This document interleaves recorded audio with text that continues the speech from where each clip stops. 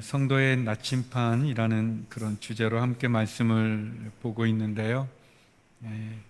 두 번째 시간으로 오늘은 복음이라는 주제로 여러분과 함께 말씀 나누기 원합니다.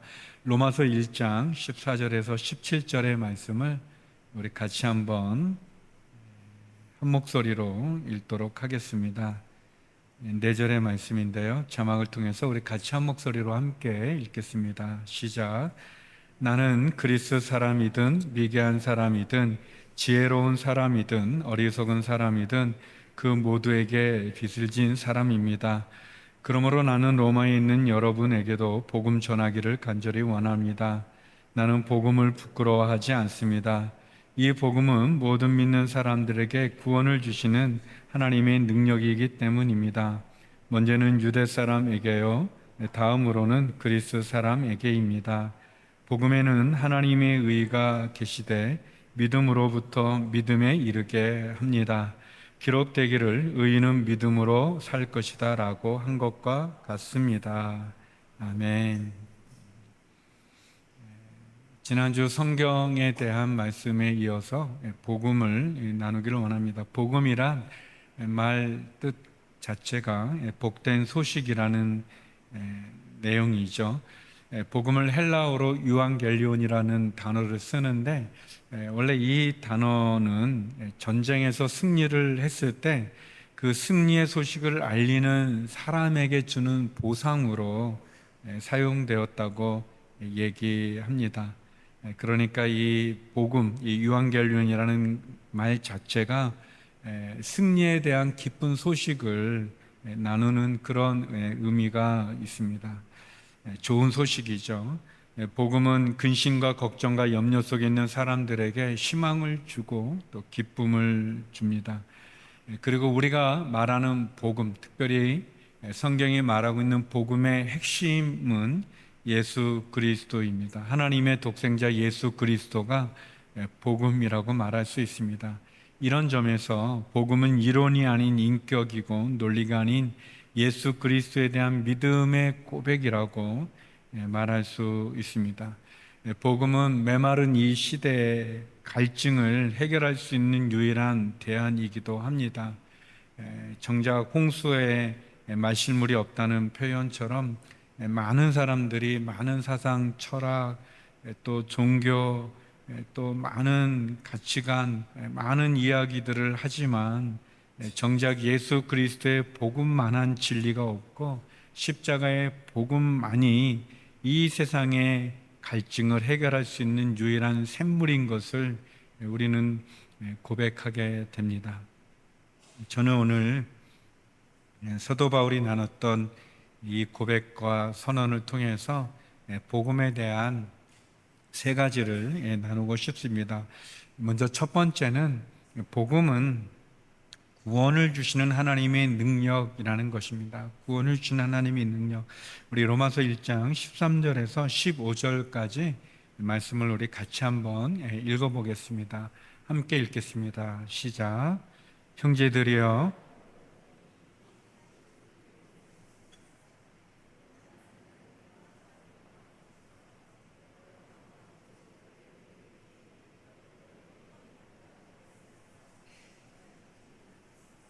나는 그리스 사람이든 미개한 사람이든 지혜로운 사람이든 어리석은 사람이든 그 모두에게 빚을 진 사람입니다.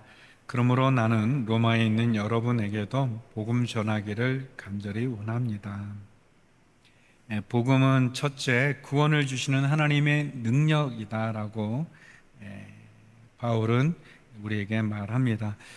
예수 그리스도는 죽어가는 사람에게 생명을 주시고 죄악과 어둠 가운데 괴로워하고 고통받는 인생들에게 빛이 되어주고 삶의 의미를 주십니다. 죽을 수밖에 없고 또 물러설 수밖에 없고 사망의 음침한 골짜기에 머물 수밖에 없는 인생들에게 구원을 주시는 분이 바로 예수 그리스도입니다. 바울은 이 예수 그리스도를 온 세상에 전파하는 것에 자기의 생명을, 자기의 온 인생을 걸었습니다. 특별히 그가 로마에 가기를 원했지만 여러 가지 이유로 가지 못했었습니다. 바울이 왜 로마를 가기 원했는지 우리가 읽은 말씀에 보면 첫째는 세 가지로 이렇게 설명하는데, 첫째는 신령한 은사를 나누어 줘서 견고하게 하기 위해서, 또 두 번째는 서로의 믿음으로 말미암아 서로 위로받을 수 있고 안위함을 얻을 수 있도록, 그리고 세 번째는 로마 교회와 또 예수 그리스도를 믿는 믿음으로 말미암은 성도들에게 열매를 맺게 하기 위해서라고 이야기합니다.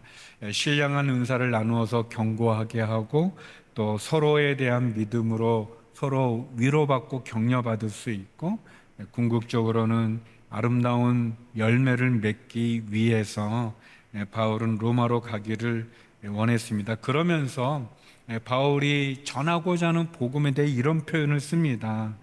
그리스 사람이든 미개한 사람이든 지혜로운 사람이든 어리석은 사람이든 어떤 사람이든지 바울은 복음에 대해서 빚졌다, 내가 빚이 있다라는 그런 고백을 합니다.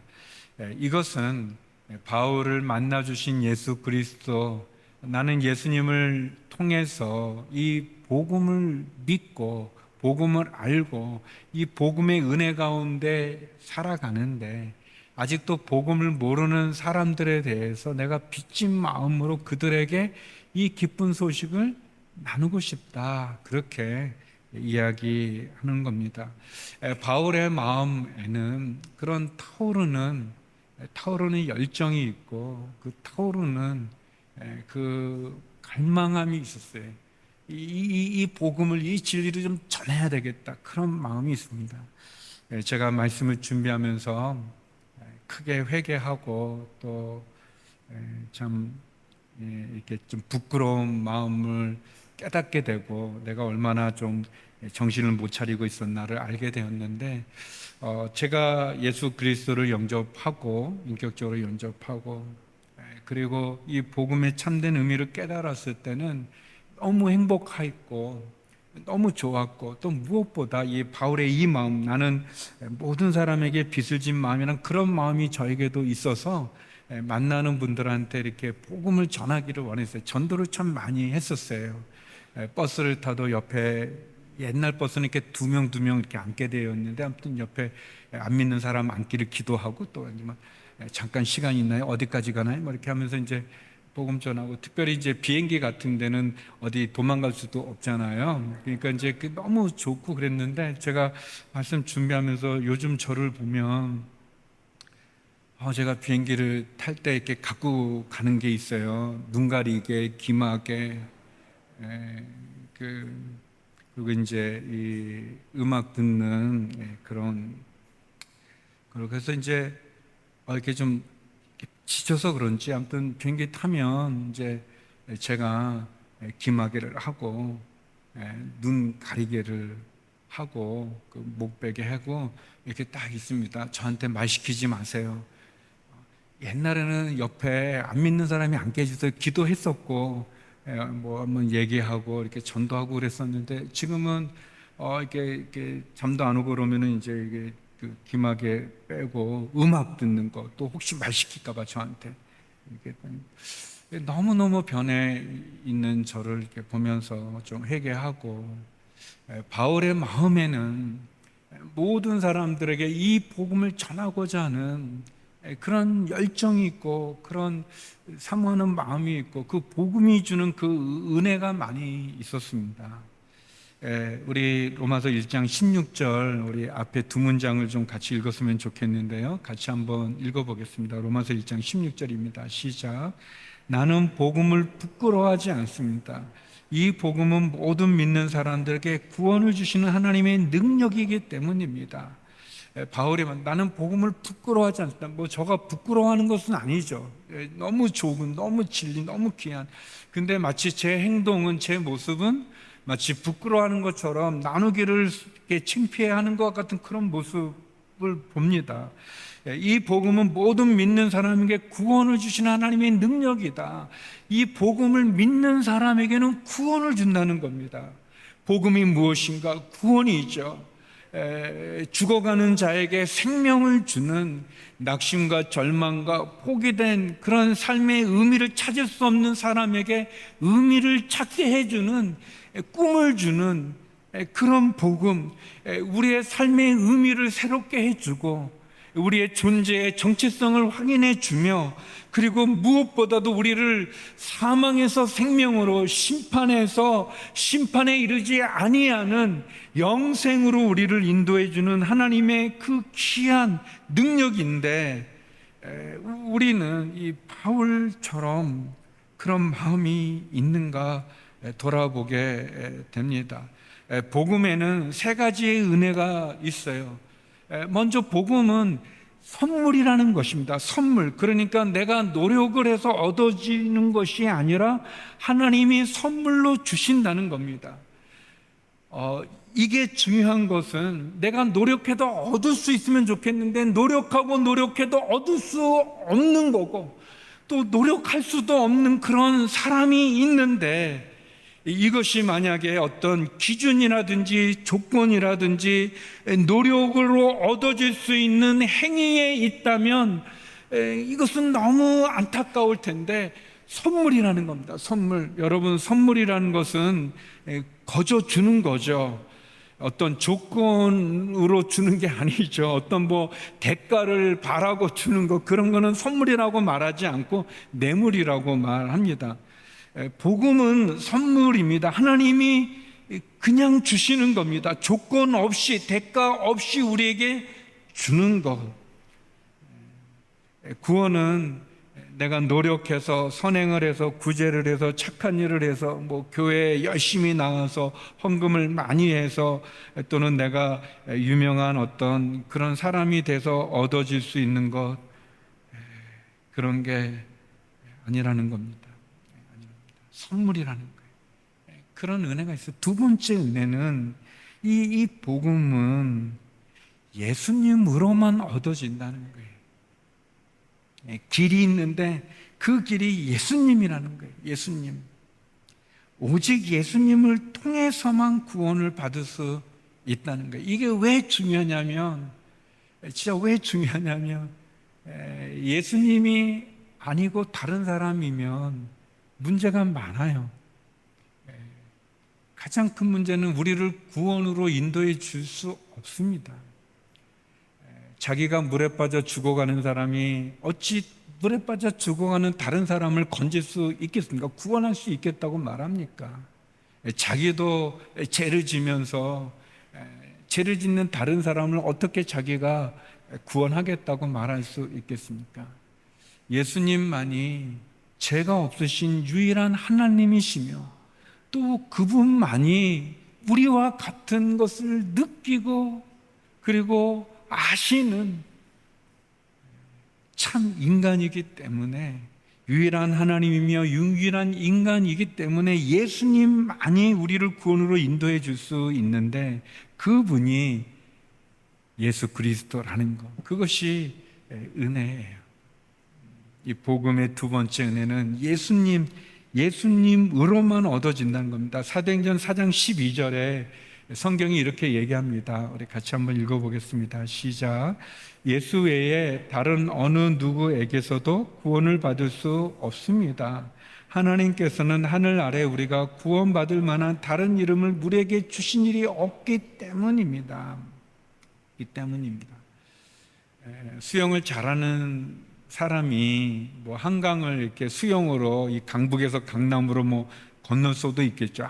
아주 뛰어난 분은, 우리나라의 유명한 선수, 그 수영 선수도 이렇게 하셨죠. 현해탄 같이 이렇게 갈 수도 있겠죠. 아니면 이 도보 해역 같이 그런데 건너갈 수 있겠죠. 그런데 어떤 분이 강릉에서 내가 이 동해로 해서 이 태평양을 건너서 내가 LA를 가겠다, 샌프란시스코를 가겠다 하는 분은 없습니다. 태평양을 내가 수영을 해서 건너겠다라고 말해요. 그거는 도저히 이룰 수 없는 겁니다. 여러분, 천장에 이렇게 사슬같이요, 이렇게 체인같이 이렇게 되어 있는 게 다 붙잡고 이렇게 있는데, 그 체인이 내 손 바로 위가 끊어져도 나는 떨어지게 돼 있는 거고, 또 좀 위에 있는 게 떨어져도 그렇고, 내가 계속 올라가서 천장 바로 밑에 있는 그 체인이 끊어져도 떨어지게 되어 있습니다. 우리가 착할 수 있겠죠? 착할 수 있. 저도 좀 착한데 뭐 가장 착한 사람으로 뭐 여러분 누구를 꼽을 수 있을까요? 뭐 제가 지금 뭐 생각나는 분은 뭐 마더 테레사 여사 같은 그런 너무 귀한 분이죠. 뭐 그분이라고 예를 든다면, 마더 테레사 그분은 좀 저 천장 가까이에 붙잡고 계시는 그런 분이겠죠. 저는 저 밑에 있고 뭐 비교할 수 없지만, 그런데 그 체인이 제가 붙잡은 내 위에 끊어지든, 마더 테레사 여사가 갖고 있는 게 끊어지든, 끊어지면 다 떨어지게 되어 있습니다. 사람으로는 후원을 얻을 수 없습니다. 복음이 은혜인 것은 예수님, 그 예수님, 죄가 없으신 그 예수님만이 우리에게 주어진다는 겁니다. 복음의 세 번째 은혜가 있다면 믿음으로 얻게 된다는 것입니다. 믿음을 가진 자가 얻는 겁니다. 복음도 구원도 하나님의 선물이고 은혜로 주어지고 예수 그리스도로 주어지는데, 근데 그 구원은 믿음을 가진 자에게 허락된다는 겁니다. 요한복음 1장 12절인데요. 우리 같이 한번 읽어보겠습니다. 시작. 그러나 그분을 영접한 사람들, 곧 그분의 이름을 믿는 사람들에게는 하나님의 자녀가 될 권세를 주셨습니다.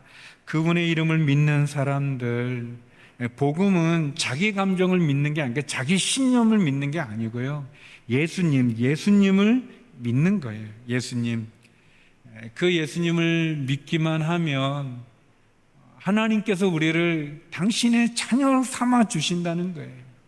사망에서 생명으로, 어둠에서 빛으로 우리를 변화시켜 준다는 게 이 얼마나 놀라운 말씀입니까? 어떤 분이 그런 비유를 들었는데, 여러분 그 수도꼭지 있잖아요. 이렇게 수도꼭지 이렇게 틀면 물이 나와요. 그런 생각 해보지 않았어요? 너무 신기하지 않나? 그러니까 이 물이라는 게 이 수도꼭지 이 틀기 전까지 물이 있는 거예요. 물이 있는 거예요. 그러니까 틀면은 그 가로막고 있던 걸 열면 물이 막 쏟아지는 거예요. 끊임없이 쏟아집니다. 끊임없이. 별로 놀라지도 않으시는데 끊임없이 쏟아지는 거예요. 구원은 우리 앞에 와 있는 거예요. 우리가 마음의 이 수도꼭지를 열면, 우리 마음을 열면, 그분을 믿음으로 영접하면 영원히, 내가 주는 문은 영원히 목마르지 않는 그 영원히 솟아오르는 그 영생을 우리에게 주어진다는 거예요. 이 은혜인 거예요. 선물로 주어준 것이고, 예수님, 그 길이 예수님이라는 거예요. 그리고 그것을 우리가 믿음으로 내 마음을 열고 겸손히 그분을 받아들이고 영접할 때 그분이 우리에게 오신다는 거예요. 두 번째, 복음은 구원을 주신 하나님의 능력이며 사람을 차별하지 않는다는 거예요. 두 번째는 사람을 차별하지 않습니다. 저는 차별을 많이 받은 것도 아닌데 왜 이런 말이 너무 은혜가 돼요. 막 코끝이 찡하는데, 우리 1장 16절 뒷부분 우리 같이 한번 읽어보겠습니다. 시작. 먼저는 유대 사람에게요, 다음으로는 그리스 사람에게입니다. 복음은 사람을 차별하지 않습니다. 여기 이제 바울이 유대 사람, 뭐 그리스 사람, 뭐 지혜로운 자, 뭐 무지한 자, 뭐 여러 얘기를 듣는 거는 복음이 차별하지 않는다는 거예요. 그러니까 뭐 우리가 가지고 있는 지식의 정도에 따라, 재물의 정도에 따라, 권력에 따라, 배경에 따라, 뭐 족보를 따라, 뭐 그런 차등 적용되지 않는다는 거예요. 뭐 남자나 여자나 차등되지 않는다는 겁니다. 여러분, 이렇게 동남아든 또 중동이든 이렇게 여행을 가보면 알겠지만, 이 기독교 외에 다른 종교들의 그 여성의 차별에 대한 것은 너무너무 이루 말할 수 없습니다. 너무너무 단지 여자라는 이유만으로 겪어야 되는 그 아픔과 고통이 그 삶이 그 문화 속에, 그 역사 속에, 그 현재 삶 속에 있는 그 불평등한 그 고통이 이루 말할 수가 없습니다. 근데 복음은 차별하지 않는다는 게, 남자나 여자나 차별하지 않는다는 겁니다. 또 어른이나 아이나 차별하지 않는다는 겁니다. 그 사람이 어떤 사람이든지, 국경이든 인종이든 남녀든 나이든 차별하지 않는 그 복음 자체는 죄를 많이 지은 사람이든 적게 지은 사람이든 누구도 복음 앞에 나오지 못할 사람이 없다는 겁니다. 없다는 겁니다. 은혜이죠. 차별하지 않습니다. 차별된 이 세상에서 차별이 없는 복음, 하나님의 은혜이죠. 그것이 얼마나 큰 축복인지요. 개인적으로 저희 아버님은 늦게 예수님을 영접하시고 제가 선교지에 있을 때 돌아가셨습니다. 제가 선교지에서 장례를 치르러 한국으로 돌아오는 가운데 그 비행기 안에서 짧은 시간이지만 하나님이 제 마음에 큰 은혜를 주신 것은, 비록 저희 아버님이 주님을 모르고 또 영접하지 않고 살아간 인생의 삶이 참 기시고 예수님 영접하고 믿고 살아갔던 시간이 짧지만 예수님께서는 그것을 차별하지 않으신다는 거예요. 어릴 때부터 믿었다고 그것도 귀하죠. 그러나 늦게 믿었다고 차별하지 않는다는 거예요. 천국의 문을 제한하지 않으신다는 거예요. 교회에 아버님은 직분이 없으셨어요. 그냥 성도셨는데 직분이 없다고 차별하지 않으신다는 거예요.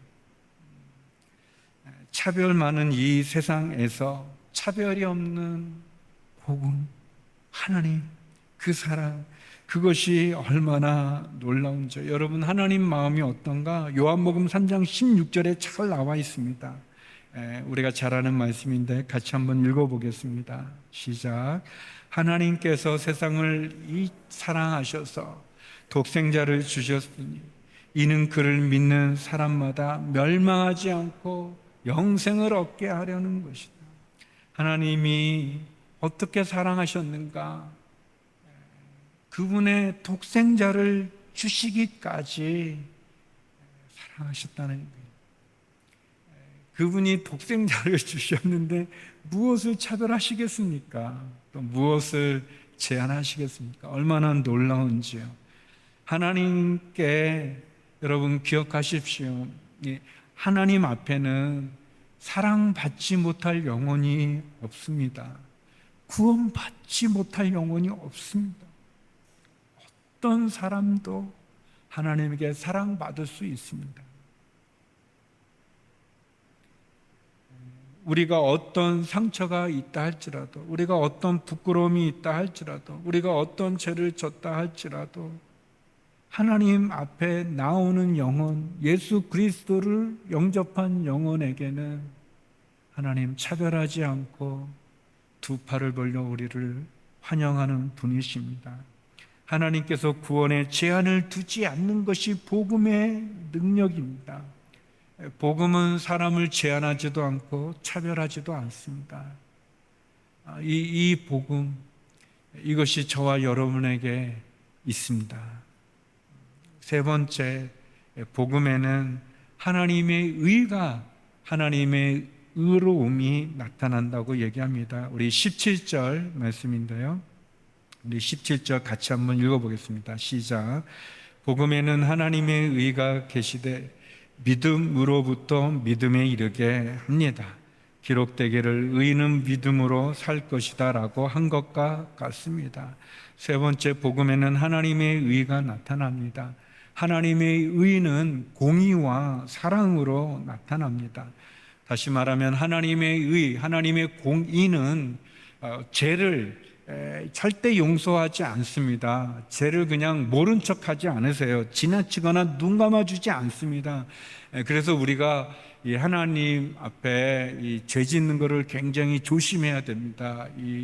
그 두렵고 떨림, 경외감을 가질 필요가 있는데, 우리가 오해하지 않아야 되는 것은 하나님이 사랑한다고 해서 내가 지은 죄를 그냥 눈 감아주거나 모른 척하거나 그냥 없던 걸로 치부하는 게 아니라는 거예요.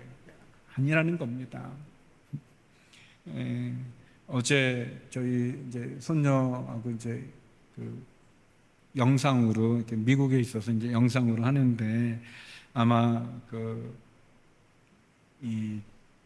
엄마가 내는 성경 퀴즈들을 다 맞췄나 봐요. 우리 손녀가 5살인데 다 맞췄나 봐요.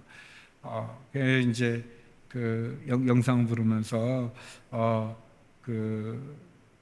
이제 엄마가 이제 우리 인서가 성경 문제를 다 맞췄어요. 그래서 아내하고 제가 그랬구나, 너무 훌륭하다, 잘했다. 그랬더니 이제 손녀가 저한테 할아버지 문제 내봐 그러는 거예요. 그래서 그래.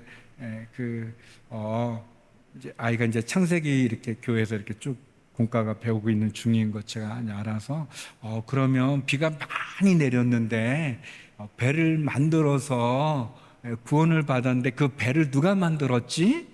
그랬더니 우리 손녀가 예수님 그러는 거예요. 그래서 제가 맞아, 예수님이지. 그랬더니 옆에 아빠가, 제 아들이 아버지 그러면 안 되죠. 틀렸어요. 틀린 건 틀렸다고 그래야죠. 다시 이제 그 방주를 만든 사람이 누구지? 노아가, 맞아, 노아야, 막 했어요. 그러니까 이제 제가 방주라고 물어봤어야 되는데 이거 배라고 물어봐가지고 그냥. 근데 이제 제가 멋쩍기도 하지만 이제 저는 그 노아가, 그 배가 결국은 예수님을 상징하는 거거든요. 그래서 이제 제가 우리 인서는 그렇게 적용까지 다 해가지고 그런 거. 아들이 아버지 그러지 마세요. 우리가 하나님 사랑이지만 우리 죄를 눈 감아 주시거나 모른 척하거나 그냥 없던 걸로 그렇지 않는다는 거예요. 여러분, 복음에는 하나님의 의가 나타난 거예요. 그 의는 뭐냐면 공의와 사랑인데, 하나님의 공의는 우리의 죄를 절대 용서하지 않으신다는 거예요. 않으신다는 거예요. 그 죄는 반드시 심판받고 죄값을 치루어야 된다는 거예요. 그래서 예수님이 십자가에 죄값을 치르기 위해서 죽으신 거예요. 우리가 그걸 알아야 돼요. 내가 죄를 지은 거가 내 죄 때문에 예수님이 십자가에 죽어야만 되는 그 고통을 우리가 알아야 되는 거예요. 그렇기 때문에 마치 우리가 죄를 지면 또 예수님 손에 못을 박는 것과 같다는 거예요. 예수님 또 십자가에 못 박는 것과 같다는 거예요. 그걸 알아야 되는 거예요. 우리의 죄에 대한 하나님의 공의가 있는 거예요. 그분의 정의, 그 공의, 복음의 의가 그거죠. 그러나 그것만이 전부라면 누가 구원받을 수 있겠습니까? 어느 누가 하나님의 공의만이 있다면, 그런데 놀랍게 하나님의 의에는 공의와 함께 사랑이 있는 거예요. 그 사랑이 그 죄를 대속할 수 있는, 속죄할 수 있는, 유월절의 어린 양일 수 있는 그분을, 예수님을, 독생자를 보내주셔서 그 독생자를 죽기까지 우리를 사랑하는 그 사랑이 있었다는 거예요. 그래서 십자가가 두 나무가 얽혀 있는 것과 같이 하나님의 공의와 하나님의 사랑이 이렇게 같이 있는 거예요. 그 십자가에는 하나님의 공의와 사랑의 이중주가 있는 겁니다. 그래서 이 복음에 나타난 하나님의 의는 놀랍게 우리에게 새 생명을 주는 것이고, 이 생명, 새로운 생명, 이 생명은 우리의 모든 것들을 회복시켜 주십니다. 베드로와 요한이 태어나면서 앉은뱅이였던 사람에게 말합니다. 은과 금은 내게 없거니와 내게 있는 것을 내게 주노니 나사렛 예수의 이름으로 걸어라 그랬어요. 그랬을 때 나면서부터 한 40쯤 된 분인데 한 번도 40여 년 동안 걸어본 적 없는 이분이 예수님 그 복음으로 일어나서 걷게 됩니다. 12년 동안 혈루병이라고 하는 몸에서 피가 멈추지 않는 그 악취가 나고, 그리고 레이기에 의하면은 부정한 질병으로 수치스러운 병을 가졌던 그 여인이 주의 옷자락을 만질 때 그 몸이 나아요. 주님, 그 생명, 하나님의 공의와 사랑으로 된 그 복음, 그 예수님을 믿을 때 그 복음은 하나님의 의뿐만 아니라 우리의 삶의 기적과 치유를 허락해 주는 거죠. 너무 놀랍니다. 우리들이 어디를 가고 어디로 가야 될지는 모를 때 우리의 나침반 복음, 우리가 가야 될 곳은 복음이에요. 우리가 바라봐야 될 것도 복음이에요. 우리에게 꿈과 비전과 삶의 의미를 주는 복음이에요. 복음으로 가는 거예요. 우리가 자주 부르는 찬송 중에 나를 지으신 주님이라는 그런, 내 이름 아시죠? 거기에 나를 지으신 주님 내 안에 계셔 처음부터 내 삶은 그의 손에 있었죠. 내 이름 아시죠? 내 모든 생각도 그는 내 아버지, 난 그의 소유, 내가 어딜 가든지 날 떠나지 않죠. 내 이름 아시죠? 내 모든 생각도 아바라 부를 때, 아버지라 부를 때 그가 들으시죠. 사랑하는 성도 여러분, 복음입니다. 우리가 붙잡아야 될 복음, 그 복음은 너무나 놀라워서 우리로 하여금 하나님의 능력을 주고 차별하지 않고 하나님의 의가나 우리를 치유합니다. 좋은 소식, 죄로부터 우리를 자유케 하는 자유의 선언, 다윗의 후손이며 하나님의 아들이신 예수 그리스도를 구주로 고백할 때 우리에게 이 세상이 줄 수 없는 나의 이 목마름을 해결하는 그 생수가 부어지는 그 복음이 우리를 치유합니다. 우리의 육체적인 질병도 치유하고 우리의 마음의 병도 치유하고 우리의 영혼의 질병도 치유합니다.